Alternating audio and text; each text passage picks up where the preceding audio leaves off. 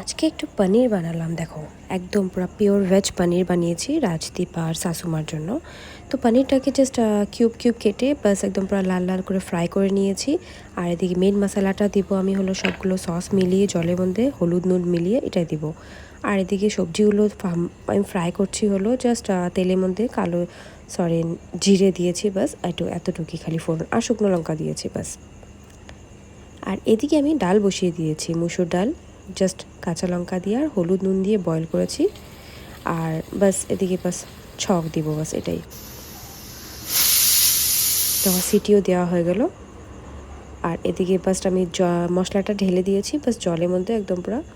আমরা যেহেতু আলু খাই না, তো এখানে দিয়েছি আমি হলো পাপায়া দিয়েছি আর করেলা দিয়েছি আমি। বাস একদম পুরো একটু গ্রেভি গ্রেভি করবো, যেহেতু ডাল আছে তো অতটা ঝোল লাগবে না এটা, তাই না? আর আমার মা বলে যে লাস্টে একটু নিরামিষ খাওয়াতে একটু ঘি দিয়ে দিলে একটু খাওয়াটা খুব মস্ত হয়ে যায়, তো তাই আমিও একটু ঘি একটু ছড়িয়ে দিলাম, অন্নপূর্ণা ঘি।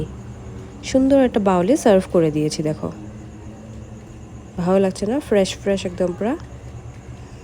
আর এদিকে ডালটা খুব সুন্দরই বয়েল হয়ে গেছে। দেখো, এখন ডালটাতে ছক দিয়ে দিব। ছকটাও দিচ্ছি হলো ঘি দিয়ে দিচ্ছি।